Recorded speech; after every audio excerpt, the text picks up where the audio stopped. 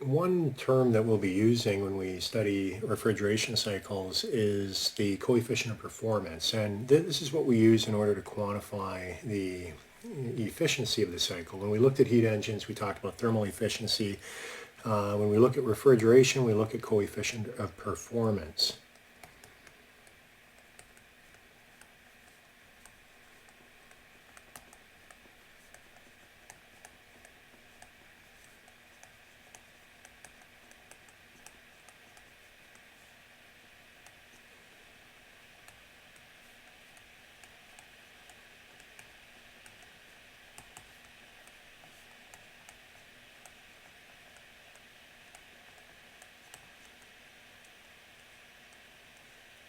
The coefficient of performance is written out in capital letters as COP, and we will put a subscript for either refrigeration or heat pump, R for refrigeration.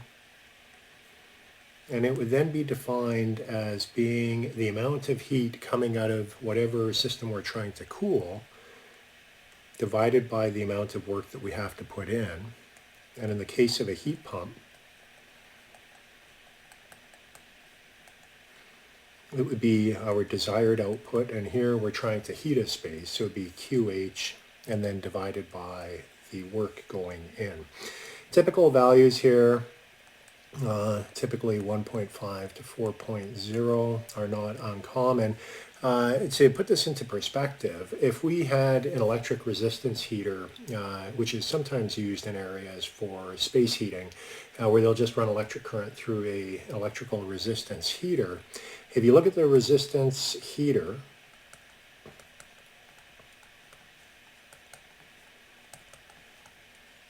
the coefficient of performance of that system is 1, because you put in 1 watt and you get 1 watt out. So you can see that when you use the heat pump, if we're getting numbers ranging from 1.5 to 4, we're doing a lot better. And so it's a much more efficient system. An electric resistance heater is really the worst type of space heating you could possibly have.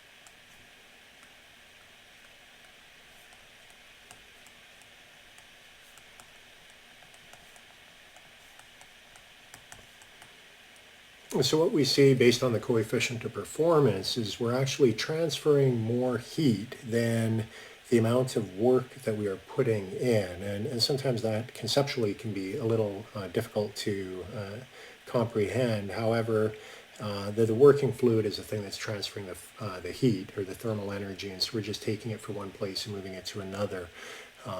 And we get more heat transfer out of it than we're putting in the work, which is a good thing. It's a more efficient system than we would have with the electric resistance heater. So that's it for coefficient of performance. You'll be using those to be able to quantify all of the refrigeration cycles you'll be looking at.